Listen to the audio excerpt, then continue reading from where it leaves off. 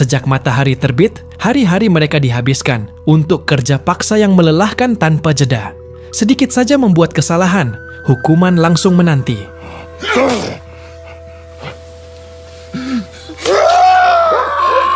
Mereka tidak hanya dimarahi, tetapi seringkali dicambuk dengan kejam, meninggalkan luka perih di tubuh. Bahkan, penyiksaan menjadi menu harian, membuat mereka merasa seperti bukan manusia. Mereka dikurung seperti binatang, kehilangan kebebasan untuk bergerak dan menentukan hidup sendiri.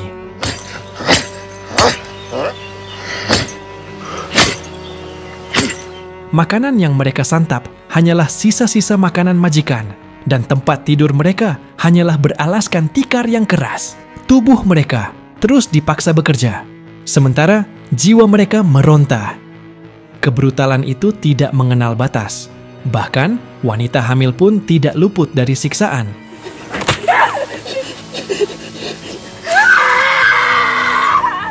Jika ada kesalahan yang dianggap fatal, hukuman yang diberikan sungguh mengerikan. Dihukum mati, ditembak, atau bahkan dilempar ke laut.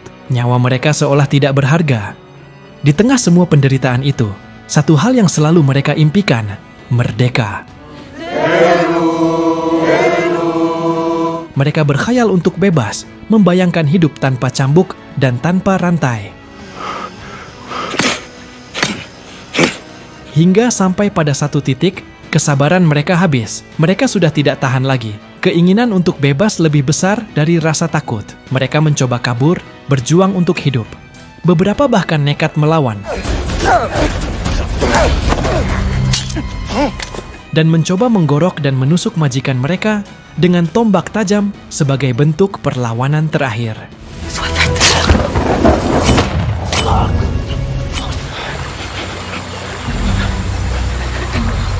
Semua kisah pilu ini memunculkan pertanyaan yang mendalam. Mengapa orang berkulit hitam harus terus disiksa seperti itu? Jawabannya terletak pada sistem perbudakan yang kejam, yang menganggap mereka sebagai properti, bukan manusia. Mereka menderita hanya karena warna kulit, yang diwarisi dari generasi ke generasi. Penderitaan mereka adalah babak kelam dalam sejarah kemanusiaan yang tidak boleh dilupakan.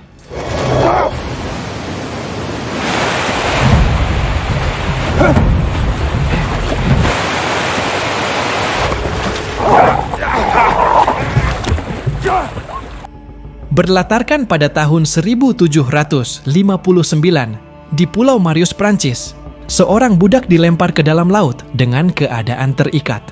Dan saat dia tenggelam sebelum mati, dia berdoa untuk suaminya, yaitu Masamba, agar tidak pernah menyerah dan bisa menyelamatkan putrinya dan orang-orang kulit hitam lainnya. Sekelompok budak termasuk Masamba terus bekerja di perkebunan milik Eugene, dan hanya tersisa 2 minggu lagi untuk panen tebu selanjutnya. Jadi, Eugene meminta Mamba untuk mengawasi semuanya dan memastikan tidak ada yang bermalas-malasan dalam bekerja. Karena Mamba adalah budak yang paling diandalkan untuk mengatur budak lainnya, hal itu menyebabkan budak lain melihatnya sebagai seorang pengkhianat.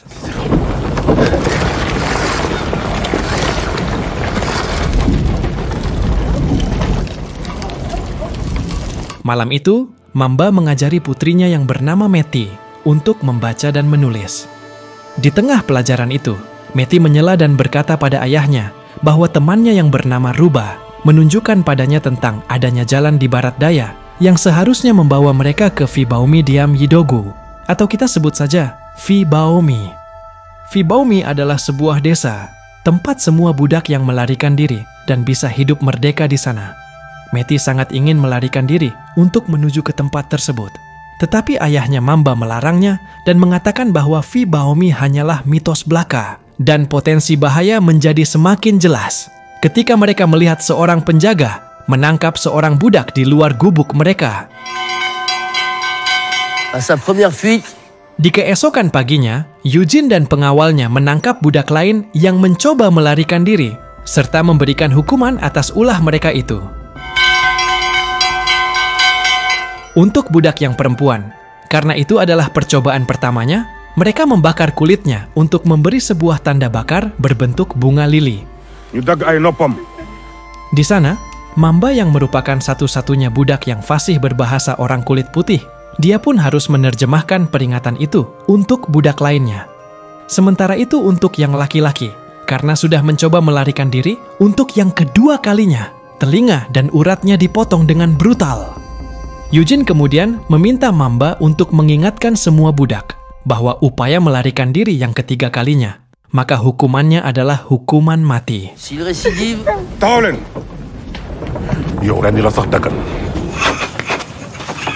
Lalu di malam harinya, Mamba melihat anaknya seperti kesurupan.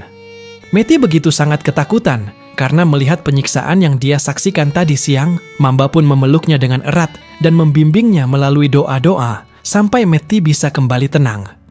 Lalu setelah itu, Meti mengungkapkan ambisinya untuk bisa kabur, dan para budak harus membunuh semua tuan mereka dan pergi menuju ke Fibaumi. Dia ingin ayahnya untuk mendeklarasikan ambisi tersebut. Meti pun yakin bahwa budak lainnya akan setuju dan mengikuti Mamba yang notabene sebagai seorang pemimpin. Namun Mamba masih menolak dan mencoba untuk pragmatis. Beberapa hari kemudian, Masamba dipanggil ke rumah utama tempat majikannya Eugene dan mengatakan bahwa Mamba sudah kehilangan semua hak istimewanya, di mana ia akan dipekerjakan seperti budak lainnya. Dan lebih parahnya lagi, Mamba tidak akan tinggal bersama putrinya. Dan Eugene menarik Meti untuk tinggal di rumahnya. Dan jika Mamba mencoba protes, Mamba akan langsung dibunuh. Hal itu memperbesar Mamba tidak bisa melindungi anaknya dari potensi-potensi penyiksaan dan pelecehan yang bisa saja dialami oleh Meti. Dan ketika Meti diambil paksa dari gubuknya, Meti mencoba ingin bunuh diri. Tetapi Mamba sekali lagi menghentikannya dan meyakinkan anaknya itu bahwa semuanya akan baik-baik saja. Dan Meti pun diseret dan dibawa ke dalam rumah. Namun beberapa detik kemudian, terjadi sebuah kekacauan. Dia melihat Meti melukai penjaga, dan Meti telah kabur masuk ke dalam hutan. Atas kejadian itulah, kehidupan Mamba tidak akan sama lagi seperti sebelumnya.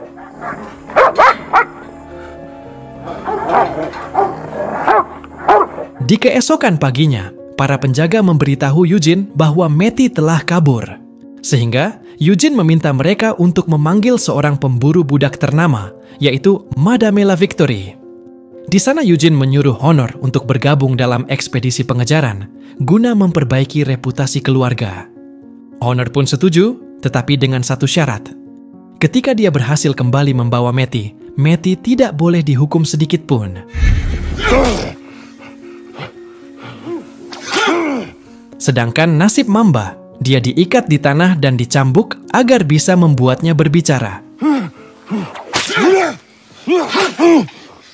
Tetapi dia terus saja mengaku tidak tahu kemana Meti pergi. Dan saat itulah Madam tiba dengan putra-putranya yaitu Joseph dan juga Baptis.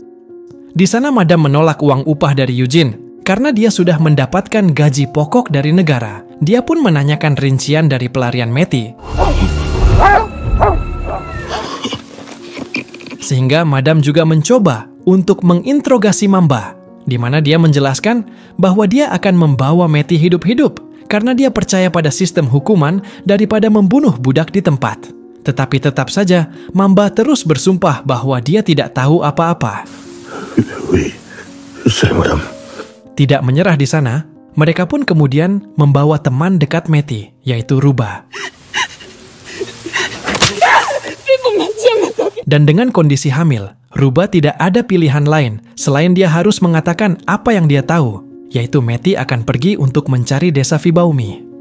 Madam yang jam terbangnya sudah sangat tinggi, dia tahu tentang mitos tempat itu yang diyakini berada di barat daya. Sehingga dia pun segera meluncur bersama dengan kedua putranya.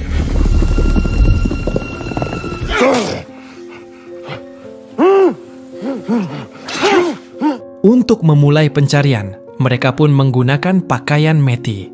Dan seekor anjing pelacak pun mengikuti bau dari Meti. Kemudian, sampailah Madam di satu titik, di mana dia menemukan jejak kaki di tanah yang menunjukkan Meti bertemu dengan seseorang dan pergi bersama. Namun beberapa saat kemudian, kelompok itu memperhatikan bahwa tidak ada lagi jejak untuk bisa mereka ikuti. tetapi mereka melihat sebuah bukit di kejauhan sana, sehingga mereka pun memutuskan untuk menuju ke puncak agar bisa mengamati sekitar dengan jangkauan pandang yang lebih luas. Kembali ke perkebunan, Mamba telah dikurung layaknya seekor anjing. Di sana dia memohon bantuan Ruba, tetapi Ruba terlihat mengabaikannya. Namun ketika semua budak selesai bekerja, Ruba melemparkan makanan ke anjing-anjing penjaga untuk membuat mereka diam. Sehingga di malam harinya, Ruba dengan hati-hati menyelinap dan membebaskan Masamba dari dalam kurungan.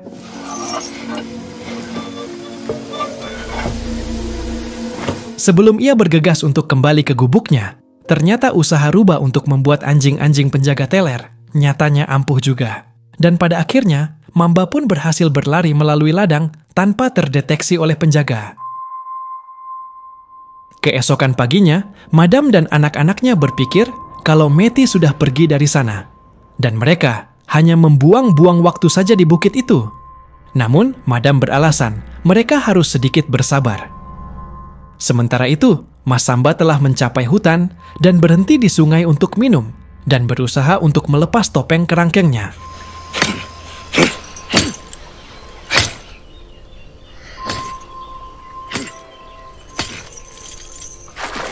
Setelah berhasil lepas, dia pun melanjutkan pelarian dan menggunakan potongan ranting untuk membuat bayangan di bawah matahari. Dan hal itu adalah cara agar dia bisa menemukan arah yang benar untuk melanjutkan pencarian putrinya.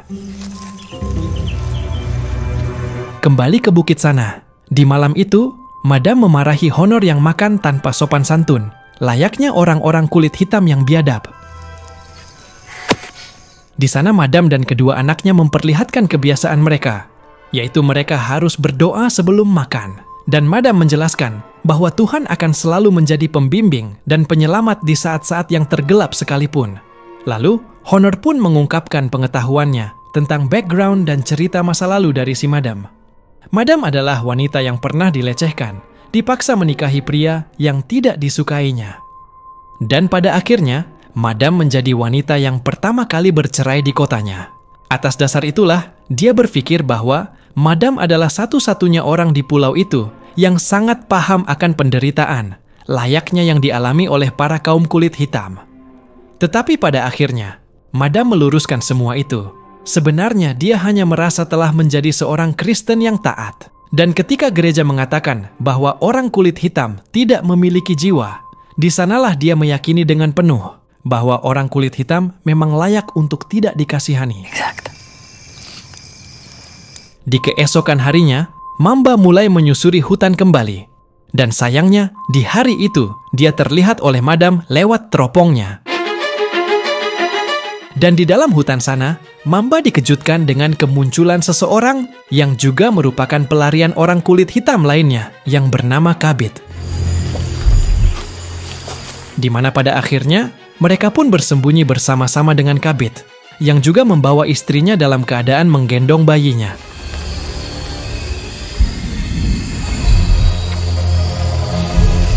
Kelompok Madam pun memasuki hutan untuk mencari jejak Mamba. Namun sialnya, pada saat itu, si bayi malah menangis dan membuat persembunyian mereka pun terbongkar.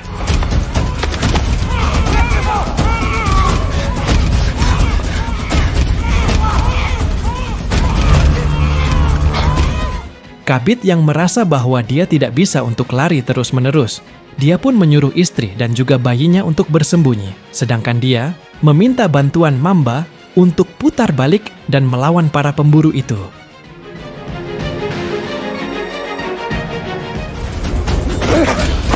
Mamba pun akhirnya berhasil menjatuhkan baptis. Namun Mamba tidak berdaya ketika tiba-tiba Honor muncul dan menodongkan senjatanya. Di sana, Honor pun meminta Mamba untuk menyerah. Namun tiba-tiba, dan ternyata golok Kabit mendarat sempurna di lehernya Honor. Setelah itu sebelum lari, di sana Kabit meminta Mamba untuk melakukan hal yang sama kepada baptis.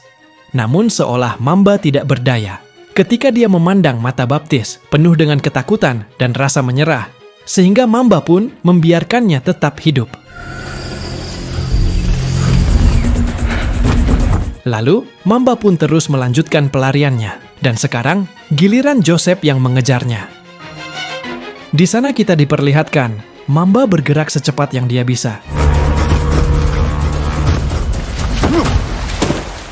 Hingga tiba-tiba dia digapai oleh orang kulit hitam misterius lainnya, yang bernama Rod. Di sana, Rod membawa Mamba ke tempat persembunyiannya, hingga mereka pun sampai di sebuah goa milik Rod.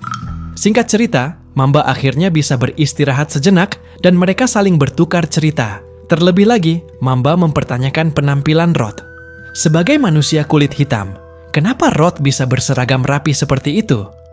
Rod pun bercerita bahwa dia dulunya adalah prajurit pasukan Prancis, dan karena sudah mengabdi kepada negara, dia dijadikan sebagai orang kulit hitam yang merdeka. Namun ketika dia datang ke pulau ini, tiba-tiba gerombolan orang-orang kulit putih lainnya membakar surat-surat kebebasannya dan mencoba untuk memaksa Rod untuk menjadi budak kembali. Sin pun berpindah ke Madam. Di malam itu, dia mengurusi jenazah Honor. Dan di sana pula, Baptis mulai menyatakan sebuah pengakuan bahwa budak yang mereka buru, yaitu Mamba, telah menyelamatkannya dan membiarkannya hidup. Dia merasa bahwa perilaku Mamba itu sama seperti yang dilakukan oleh orang-orang Kristen yang baik. Namun, pengakuan tersebut tidak diterima oleh Madam. Lalu kemudian, Madam pun menghabiskan sebagian besar malam itu dengan berdoa dan mencari pencerahan. Lalu di keesokan harinya, bukannya mengakui sebuah fakta bahwa Mamba memanglah seorang manusia yang baik, Madam justru menyangkal kenyataan itu dan mengatakan bahwa kejadian kemarin adalah semata-mata hanya karena jasa Tuhan yang sudah melindungi mereka. Jadi, tidak ada alasan untuk menghentikan pemburuan. Mereka harus tetap melanjutkan tugas mereka untuk menangkap Mamba dan putrinya. Sehingga atas dasar itulah, Baptis mulai berani menolak untuk mengejar orang yang sudah menyelamatkan hidupnya. Baptis pun memutuskan untuk kembali dan membawa jasad Honor pulang agar segera bisa dimakamkan. Joseph yang mengetahui hal itu pun naik pitam dan langsung menghajar saudaranya, sehingga perkelahian di antara mereka pun tak dapat terhindarkan. Setelah beberapa menit baku hantam, Baptis akhirnya berhasil mengalahkan Joseph. Dan dia langsung pergi untuk meninggalkan ibu dan saudaranya itu di hutan sambil membawa tubuh Honor. Di tempat lain, Mamba melanjutkan perjalanannya. Dengan melihat rumput-rumput liar yang patah, dia seolah mendapatkan jejak perjalanan putrinya.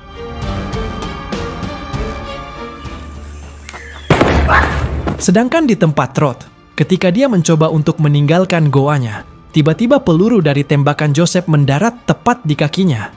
Di sana, kemudian Joseph menyiksa luka yang diderita oleh Rod.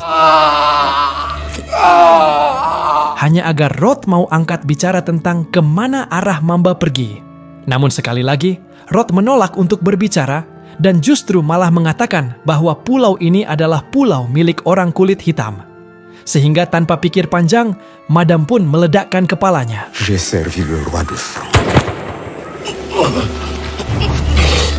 Lalu setelah itu, mereka berdua pun menggeledah seluruh barang-barang milik Rod yang ada di goa itu. Hingga pada akhirnya, Madam menemukan kemeja milik Mamba. Sehingga dengan bermodal itulah dia mengeluarkan anjing pelacaknya untuk mengejar Mamba. Dan tidak perlu waktu yang lama, hanya dalam beberapa menit saja, anjing itu pun berhasil menemukan Mamba yang tengah menyeberangi sungai.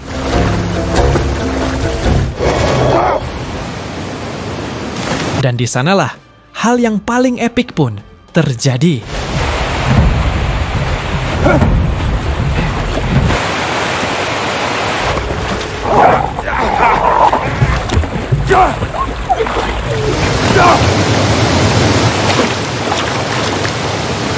Sedangkan Joseph dan Madam hanya bisa melihat Mas Samba melarikan diri masuk ke dalam hutan. Selama beberapa jam berikutnya, Mamba terus berjalan menyusuri hutan dan mengikuti jejak apapun yang bisa dia temukan.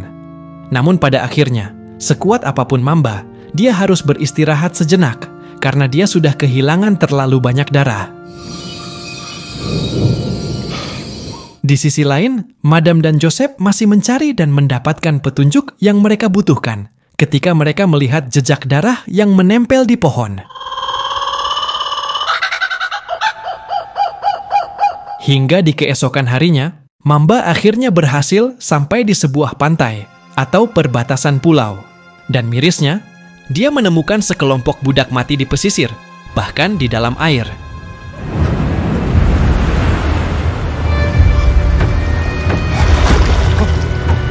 Dia yakin bahwa badai telah menerjang mereka semua dan menghentikan mereka untuk melarikan diri ke Madagaskar. Di sana, dia juga tidak menemukan jasad dari anaknya. Lalu, dia mendengar suara samar dari balik semak-semak, dan di sanalah dia menemukan beberapa budak yang masih hidup. Dia pun bertanya, apakah mereka tahu tentang anaknya? Di situ Masamba sudah sangat frustasi. Sehingga di sanalah dia dibantu oleh orang-orang itu untuk mereka bawa ke sebuah goa, tempat para wanita bersembunyi. Dan akhirnya, dia pun menemukan Meti yang masih utuh dan sehat di dalam sana. Lalu Masamba juga mengatakan dengan tegas bahwa dia akan menemani putrinya itu untuk menemukan desa Vibaumi. Dan Meti tentunya sangat bahagia mendengar hal itu. Mamba dan Meti pun bersama-sama melakukan perjalanan yang panjang. Namun masalahnya, Madam dan Joseph juga berhasil mencapai pantai dan berhasil mengikuti jejak Masamba dan anaknya, yang pada akhirnya memaksa Meti dan juga Mamba bersembunyi. Di sana tanpa diduga, Meti dengan lugas mengatakan bahwa dia lelah untuk bersembunyi. Dan Mamba pun setuju dengan itu, karena sudah waktunya mereka membuat rencana dan melakukan serangan balik. Malam itu, Mamba melakukan ritual tradisional sukunya untuk memperbarui janjinya kepada istrinya dan meminta kekuatan untuk bisa melawan musuh-musuhnya. Sementara itu, Madam dan juga Joseph memutuskan untuk bermalam di suatu tempat. Namun tiba-tiba,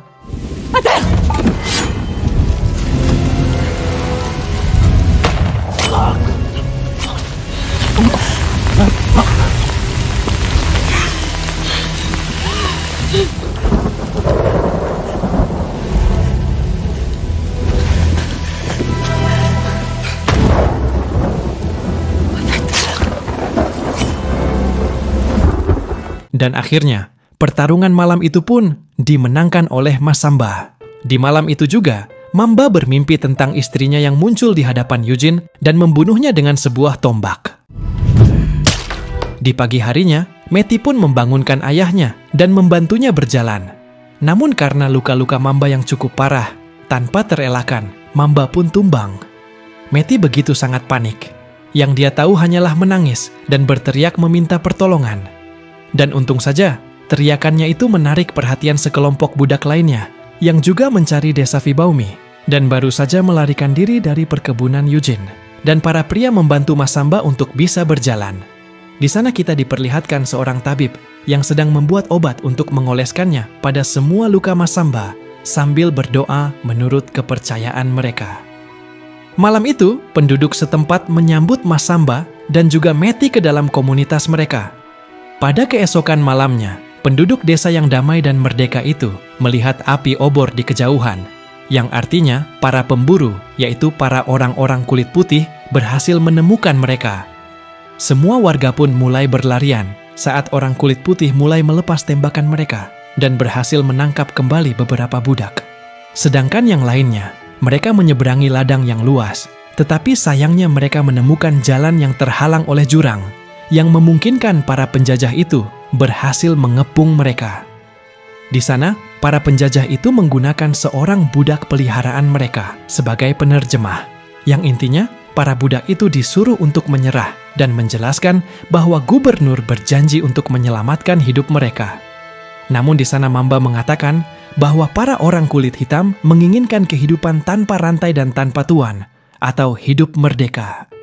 Yang dimana di momen tersebutlah bisa menginspirasi Meti untuk mulai menyanyikan lagu tradisional mereka. Dan epiknya, semua penduduk desa juga bernyanyi bersama.